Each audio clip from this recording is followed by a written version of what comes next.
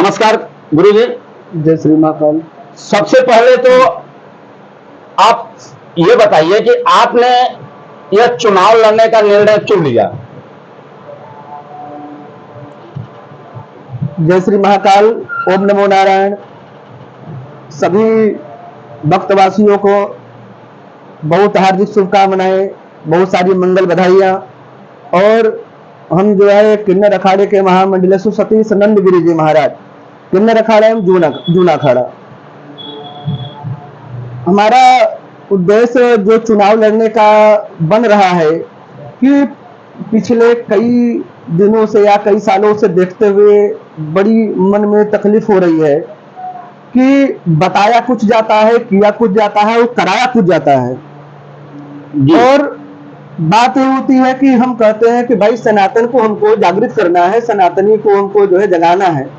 तो सबसे पहले जो जीवन में बदलने वाली कुछ चीज होती है, जो छोटे छोटे चीज होती है, उसको हमको विशेष करना चाहिए जी। आज कहते हैं कि भाई सूरत में, गुजरात में भाई शराबबंदी है, मगर कहाँ बंदी है? आज उसके वजह से कितने भी हमारे भाई बंधु जितने हैं, कितने लोगों का घर बर्बाद हो रहा है। तो क्या हमारी सरकार, क्या हमारी सनातन ने क्या उस पर कभी गौर दिया? नहीं दिया।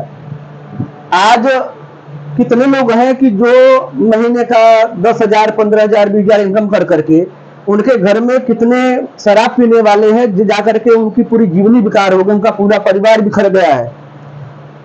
लड़के कहीं के और घूम रहे हैं, पति कहीं जाकर के जो है किसी के पत्नी का पति जाकर कहीं पी करके कहीं पड़ा हुआ है। तो क्या हमारी सरकार या क्या हमारी सनातन कभी इस पर कभी ध्यान दी? नहीं दी। तो हम एक सनातनी है। दूसरी चीज, हम अखाड़े के महामंडलेश्वर है, वो सन्यासी हैं। देखिए उसमें क्या होता है कि हर इंसान जब पृथ्वी ऊपर जन्म लेता है तो अपने पूर्व जन्म का प्रारब्ध लेकर के जन्म लेता है। तो जो प्रारब्ध होता है हर इंसान, चाहे साधु हो, चाहे संत हो, चाहे महात्मा हो, चाहे कोई भी अन्य इंसान हो, प्राणी हो, जीव जंतु भी हो, हर इंसान को अपने कर्मों की सजा भुगतनी पड़ती है। मगर ये नहीं है ना कि हम उस कर्मों के आधार पर हम अपने सनातन या अपने आगे जीवनी को हम भूल जाए। हम भी एक हिंदू हैं, दूसरे ब्राह्मण हैं, और हम भी देश हित चाहते हैं, हम भी लोक हित चाहते हैं। जिस तरह आज हमारे मोदी जी हैं, शाह जी हैं और हमारे योगी बाबा जी हैं, आज सनातन के लिए अपने पूरे जीवन को समर्पित कर दिया है। मगर क्या उनके साथ में चलने वाले जो लोग हैं एकदम उनके बहुत विपरीत जा रहे हैं। मैं भी देख रहा हूं, मैं भी अखाड़े से जुड़ा हुआ हूं, नहीं हो पा रहा है। आज एक दूसरे की बातों में कटुता चल रही है, किसी में एक प्रकार की जो है नाना प्रकार की मतभेदी चल रही है। किसी में सब तो बोलते हैं कि हम सनातन को जागृत कर लेंगे, मगर सनातन को जागृत कैसे करेंगे?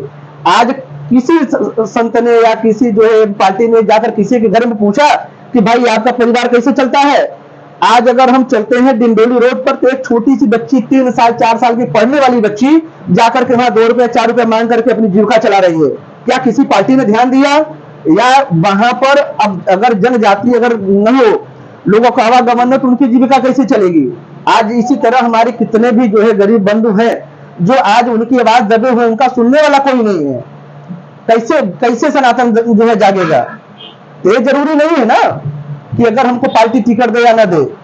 हम स्वयं एक सनातनी है, हिंदू है, ब्राह्मण और अखाड़े से हैं। हम जूना अखाड़े और किन्नर अखाड़े से हैं। हमारा अखाड़ा स्वयं अंतरराष्ट्रीय है और हमारे सहयोग में खाली जो एक सनातनी जिनको अच्छा लगे अगर खाली वही सपोर्ट कर दे, तो हमको लगता है कि ऐसा कोई चीज नहीं हो जो असंभव नहीं हो, जो संभव हो सके, सब संभव हो सकता है। इसलिए आज हम इतना बड़ा मुद्दा लेकर के हम कई दिनों से विचार करते करते आज इस मुद्दे पर मैं एकदम एक्टिव हो चुका हूं कि मुझे अब जो है आगे बढ़ना ही है। गुरुजी, आप सूरत शहर में कितने सालों से रह रहे हैं? सन 2007। तो 2007 से सूरत शहर में कई सरकारें आई होंगी। जरूर। भाजपा सरकार हम किसी पार्टी का नाम नहीं ले सकते। पूछना चाह रहा था, हाँ। जो सरकार आज के समय में कई सालों से 15-20 साल से चल रही है, हाँ, इसके क्रिया कार्य प्रणाली से आप संतुष्ट नहीं है? बिल्कुल संतुष्ट नहीं है। हम स्वयं संतुष्ट नहीं है, बाकी पब्लिक की बात नहीं कर सकते। समस्या है? समस्या ये है कि आज जब पार्टियों की टिकट मांगने की जब बारी आती है तो घर घर जाते हैं, उनको जो चीज देनी होती है मैं नहीं कह सकता हूँ कि क्या देते हैं, मगर जो देनी हो तो उनको दे करके उनको संतुष्ट जनित जो है वो अपनी चीजें ले लेते हैं। मगर क्या वो पार्टी वाले कभी उस घर पे दोबारा गए हैं पूछने के लिए कि उनकी समस्या क्या है? अगर उनकी फोन चली जाए तो उनको लगता है कि बहुत बड़ा भूकंप आ गया है, फोन नहीं उठाया जाए। मैं भी एक अखाड़े से महामंडलेश्वर, अंतरराष्ट्रीय महामंडलेश्वर हूँ। मैं भी किसी पार्टी को फोन लगाया था, मगर मेरे पार्टी ने मुझे आश्वासन दे करके मैं मिलने के लिए आ रहा हूँ, मगर वो मिलने के लिए नहीं आया। दोबारा मैंने फोन लगाया, फोन भी नहीं उठाए, तो मैं कैसा आश्वासन रख सकता हूँ उनसे? पार्टी से उनसे क्या आशा रख सकता हूँ कि वो देश का जनहित या अपने जो उनका सभा लगता है उसका सभा का जो है जनहित करेंगे वो? तो गुरु जी, मैं कह रहा हूँ कि हमारे देश के प्रधानमंत्री नरेंद्र मोदी जी हैं, जो कट्टर सनातनी हैं जी, और यहाँ पे कितने वर्षों तक उन्होंने मुख्यमंत्री रहे और अच्छा शासन चलाया जी। क्या उनके जाने के बाद भाजपा सरकार यहाँ पे जो मुख्यमंत्री दे रही है, उनके क्रियाकलाप या कार्यप्रणाली अच्छी नहीं है, या तो यहाँ के जो क्षेत्रीय नेता है, क्षेत्रीय लोग हैं, जो प्रशासन यहाँ है, वो उत्तर भारतीयों के लिए या सनातनियों के लिए, किसके लिए ज्यादा समस्या उत्पन्न हो रही है और क्यों हो रही है? ऐसा है कि हम कहते हैं कि मोदी अपने आप में मोदी हैं, योगी अपने आप में योगी हैं, मगर आज अगर हर घर मोदी अगर हर जैसा इंसान मर जाए, चाहे पार्टी लड़ने वाला हो और चाहे नहीं लड़ने वाला, चाहे घर घर हो, तो हमको लगता है कि सनातन जागृत करने की जरूरत नहीं, घर घर सनातन जागृत हुआ है। मगर यही मोदी और योगी बनने के लिए कोई तैयार नहीं है। तो मैं कह रहा था गुरु जी, जो आज के समय में सूरत शहर की बात कर रहे हैं, सूरत शहर में भाजपा की सरकार है, भाजपा के विधायक है, भाजपा के सांसद है, भाजपा के कारपोरेटर, कम से कम 90% भाजपा के कारपोरेटर है, यहाँ स्थानीय सरकार उनकी है। तो वहाँ पे किन किन असुविधाएं, क्या समस्याएं आ रही है? एक असुविधा यह है कि हम अखाड़े से महामंडलेश्वर हैं और हमारा भी फर्ज होता है कि लोगों का कल्याण भला। हम दूसरी चीज कर्मकांडी ब्राह्मण हैं।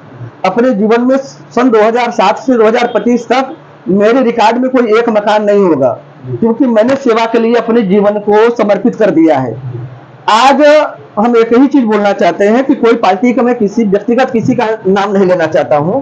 आज मैं अगर अपने फोन से किसी पार्टी को फोन लगाऊंगा तो पार्टी वाला फोन नहीं उठाएगा।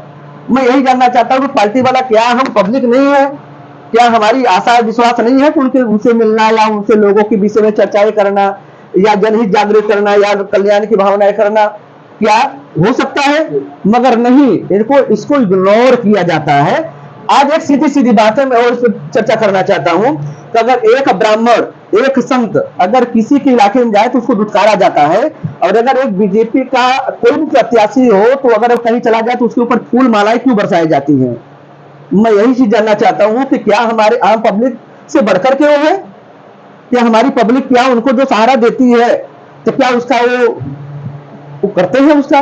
गुरु जी, मैं पूछना चाहता हूँ कि सनातन धर्म पे जो सरकार है वो आघात कर रही है, या कि स्थानीय समस्याओं से या भ्रष्टाचार से या करप्शन से, या किस वजह से आप दुखी है इस सरकार से? हम दुखी इसलिए कि सन 2007 से हम सूरत में हैं, और मैं नहीं कहता हूं कि हमसे लोगों का भला होता सकता है। अगर हमारा पूर्व जन्म का जो प्रारब्ध अगर परमात्मा के पास अच्छा है तो हमारे करने से लोगों का भला होगा, ठीक है? तो हमारे कहने का तात्पर्य यही है कि आम जनता को जो चूसा जा रहा है, या जो हमारे छोटे गरीब भाई हैं, हम भी हैं उसी में से, हम भी उसी में से हैं। अगर हमको कोई चीज की जरूरत होती है तो उसको उपलब्धिकरण नहीं किया जाता है। अगर हम पार्टी के पास में जाते हैं तो उसको इग्नोर किया जाता है, क्योंकि वहां पर उन स्थितियों को देखा जाता है कि हमारे लेवल का कौन है।